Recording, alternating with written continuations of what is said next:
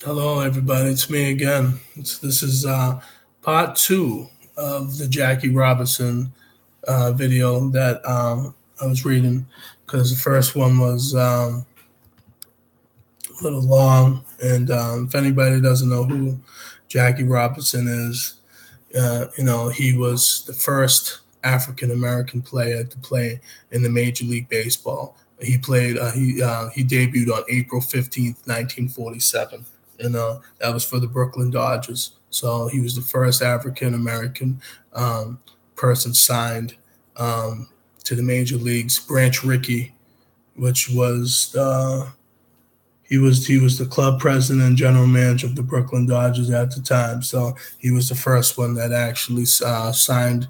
He was looking at other players just as well. I'm going to read more. So this is part two.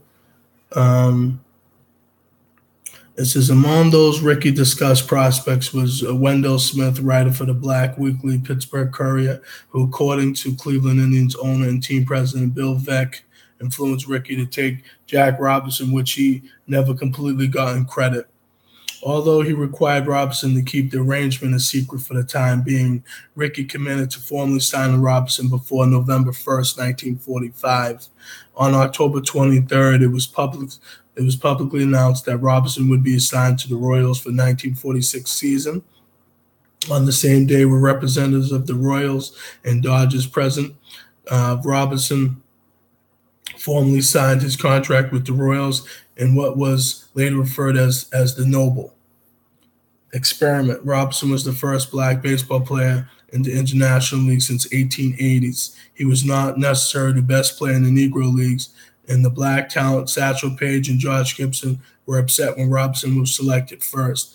Larry Doby, he broke the color line in the American League the same year as Robinson said, one of the things that was disappointing and disheartening to a lot of black players at the time is that Jack was not the best player. The best player was Josh Gibson, which they used to call the black Babe Ruth, by the way, because he's hit a lot of home runs. I think there was one of the reasons why Josh died so early. He was heartbroken. Rickey's offer allowed Robinson to leave behind the Monarchs and their grueling bus rides, and he went home to Pasadena. That September, he signed with Chet Brewer's Kansas City Royals, a postseason brainstorming team in the California Winter League. Now there is a Kansas City Royals in the Major League Baseball, So later that offseason, he briefly toured South America with another barnstorming team while his fiancée pursued nursing opportunities in New York City. On February 10th, 1946, Robinson and his woman at the time, they were married by the old friend, the Reverend Carl Downs. Minor leagues. In 1946, Robinson arrived at Daytona Beach, Florida for spring training with the Montreal Royals of the Class AAA International League, designed of the AAA for the highest level of minor league baseball. It was first used in the 1946 season. Clay Harper, the manager of the Royals, asked Rickey to assign Robinson to another Dodger affiliate, but Rickey refused. Robinson's presence was controversial and racially charged in Florida, as he was not allowed to stay with his teammates at the team hotel he lodged instead of the home of the black politician. Since the Dodgers organization did not own a spring training facility, the Dodgers controlled spring training compound in Vero Beach, known as Dodgertown, did not open until spring of 1948. Scheduling was subject to the whim of area locals, several of which turned down any event involving Robinson or Johnny Wright, another black player whom Rickey had signed to the Dodgers organization in January. In Sanford, Florida, the police chief threatened to cancel games if Robinson and Wright did not cease training activities there. As a result, Robinson was sent back to Daytona Beach. Jacksonville, the stadium was padlocked shut without warning on the game day by the order of the city's Parks and Public Property director. In D-Land, a scheduled day game was postponed because of issues with the stadium's electrical lighting. As much as lobbying of the local officials by Ricky himself, the Royals were allowed to host a game involving Robinson and Daytona Beach. Robinson made his Royal debut at Daytona Beach City's Island Ballpark on March 17th, 1946, in an exhibition game against the team's parent club, the Dodgers. Robinson thus became the first black player to openly play for a minor league team against a major league team since the de facto baseball color line had been implemented in 1880.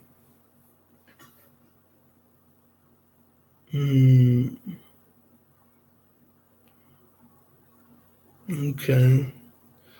Let's see if I can read this real quick. Later in the spring, after some less than stellar performances, Robinson was shifted from shortstop to second, allowing him to take shorter throws to first base.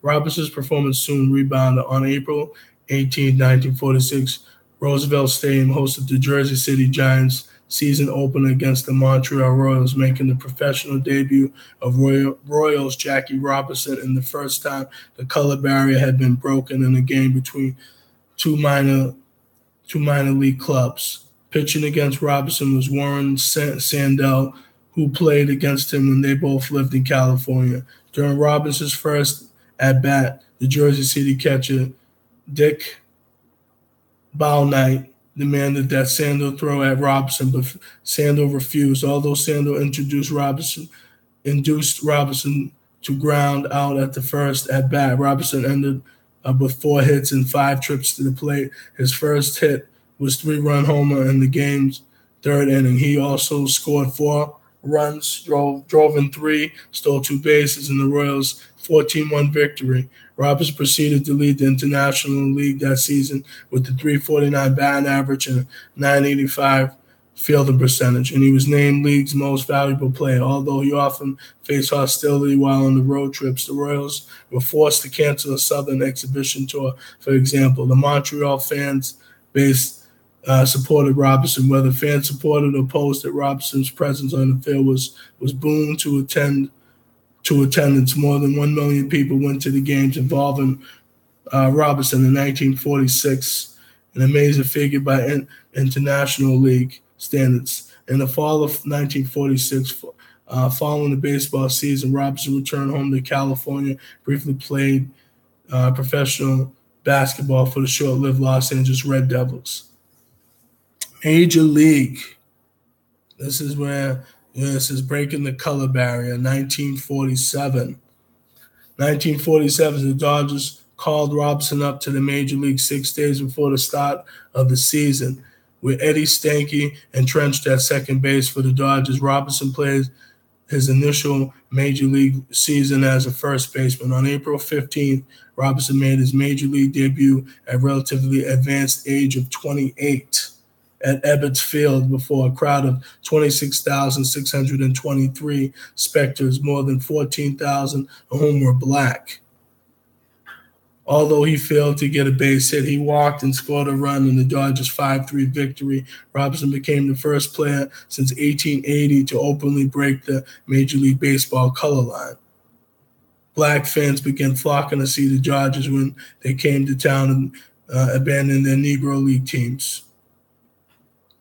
Robinson's promotion met a generally positive, although mixed reception among newspapers and white major league players. However, racial tension existed in the Dodgers clubhouse. Some Dodgers players insinuated that they would sit out rather than play alongside Robinson. The Bruin ended when the Dodgers management took a stand for Robinson. Manager Leo DeRocha informed the team, "I don't care if a guy is yellow or black or if he has stripes like a fucking zebra. I'm the manager of this team, and I says he plays. What's more, I say he can make us rich. And any of you cannot use the money. I will see that you are all traded."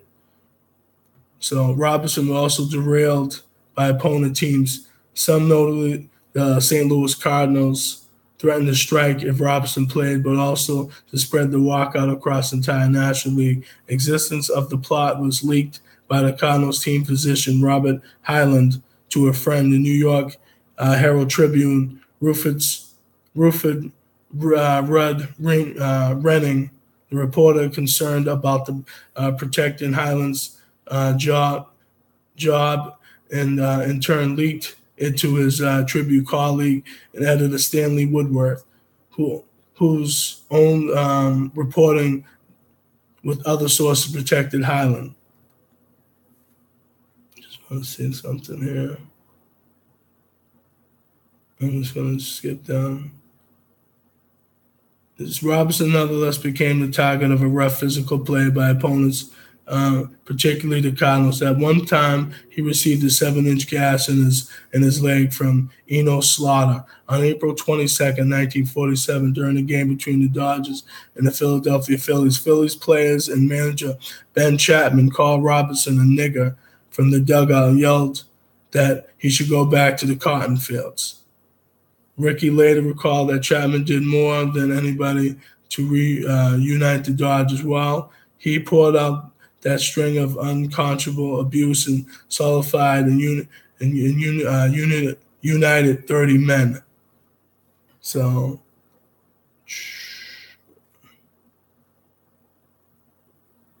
I'm just gonna see something here.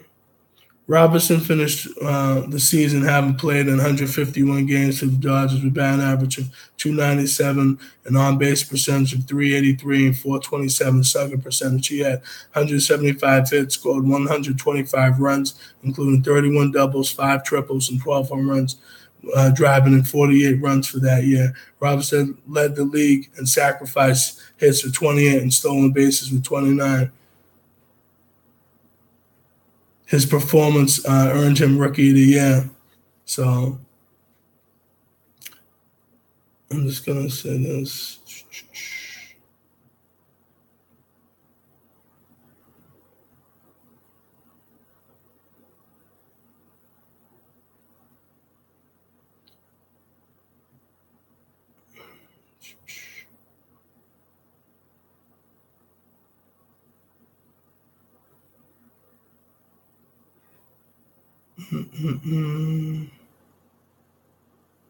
I'm just trying to read something here.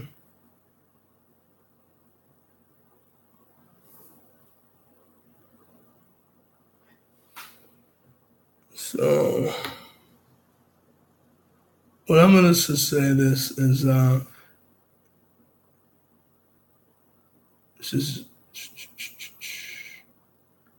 I'm going to say this is family life and death. I'm just reading this. After Robinson's retirement from baseball, his wife, Rachel Robinson, pursued a career in academic nursing. She became an assistant professor at the Yale School of Nursing and director of the nursing at the Connecticut Mental Health. She also served on the board of Freedom National Bank until it closed in 1990. She and Jackie had 3 children, Jackie Robinson Jr., 1946 to 1971.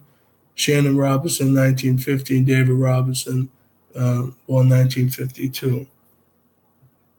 Robinson's eldest son, Jackie Robinson Jr., had emotional trouble during his childhood and entered special education at an early age. He enrolled in the Army in search of a disciplined environment, served in the Vietnam War, and wound up in action on November 19, 1965.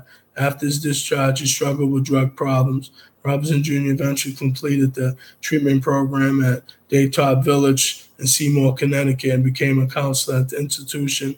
On June 17, 1971, he was killed in an automobile accident at age 24.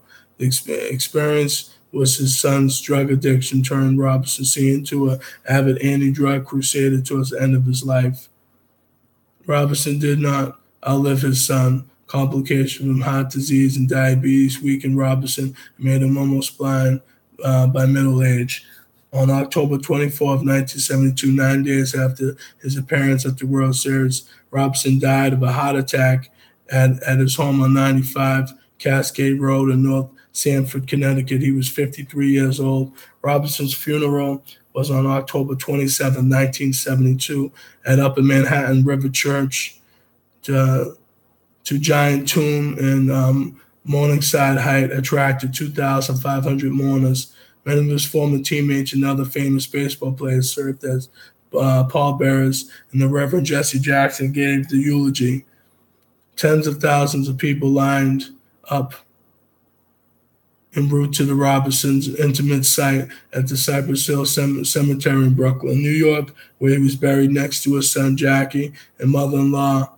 25 years after Robinson's death, the Inner Parkway was renamed the Jackie Robinson Parkway. So I'm just going to say this. He was a guy that, he cared, you know what I mean? And he was a family man. And, like I said, he fought for civil rights. Let's see. What's this say? This is on June 4th. Hold on a second. I'm going ahead of myself. In 1965, Robinson served as an analyst for the ABC Major League Baseball Game of the Week telecast. The first black person to do so. In 1966, Robinson was hired as a general manager for the short-lived Brooklyn Dodgers of the Continental Football League.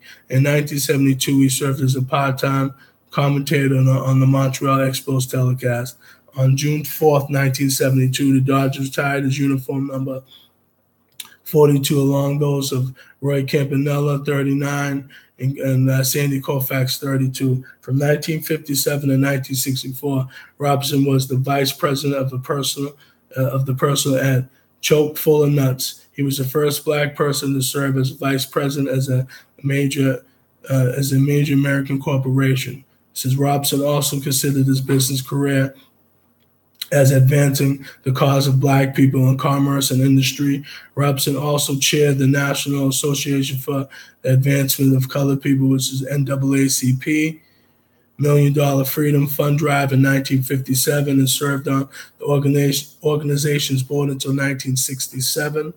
In 1964, he helped found, with the Harlem businessman Dunbar McLaurin, Freedom National Bank, a black-owned and operated commercial bank based in Harlem. He also served as the bank's first chairman of the board. In 1970, Robinson establishes the Jackie Robinson Construction Company to build houses for low-income families. And since Robinson was active in politics throughout his post-baseball life, he identified as a politician independent, although he held conservative opinions on several issues, including the Vietnam War. He once wrote to Martin Luther King Jr. to defend the Johnson administration military policy after supporting Richard Nixon in his 1960 presidential race against John F. Kennedy. Robinson later praised Kennedy for his stance on civil rights. Robinson was angered by the conservative Republicans' opposition to the Civil Rights Act in 1964. Through a higher percentage of Democrats voted against it, both the House and Senate. He became one of the 6 national directors for National Rockefeller, unsuccessful campaign to be nominated as the Republican candidate for the 1964 presidential election. After the party nominated Senator Barry Goldwater of Arizona, instead, Robinson left the party's convention, commenting that he now had a better understanding of how it must have felt to be a Jew in Hitler's Germany. He later became a special assistant for community affairs when Rockefeller was reelected governor of New York in 1966, switching his alliances to Democrat. He supported Hubert Humphreys against Nixon in 1968. And Robinson protested against the major leagues' ongoing lack of minority managers and central office personnel, and turned down an invitation to play in the Old Timers game at the Yankee Stadium in 1969. He made his final public appearance on October 15, 1972, throwing the ceremonial first pitch before Game 2 of the World Series at Riverfront Stadium in Cincinnati. He gratefully accepted a plaque honoring the 25th anniversary of the Major League Baseball debut, but also commented, I'm going to be tremendously more pleased and more proud when I look at the third base coach line one day, see a black face mentioned in baseball. This wish was only fulfilled after Robinson's death following the 1974 season. The Cleveland Indians gave their first manager post to Frank Robinson, no relation to Jackie, a Hall of Fame-bound player who would go on to manage 3 other teams. Despite the success of 2 Robinsons and other black players, the number of African players in Major League Baseball declined since 1970. So what's that go to show you, everybody, about, the Major League Baseball, and how they treated Jackie Robinson. Like I told you, this is part 2. I just had to read that. Like I said, man, he seemed like he tried to do what he can for us. You know what I'm saying? But he died at a young age, 53, and I think after, him fighting all these years, for us and, for equality, in our community, hey, he did what he could do, man. He put it down. I salute him. You know what I'm saying? I salute him a lot, even if things weren't always, going his way. But you can only do so much in this life. But I just want to say thank you to anybody for watching any of my videos. Please feel free to watch my videos. Type in Russell Mills, May 22nd, 2017, to find me on YouTube. So everybody, feel free to have a good night. Take care. Peace.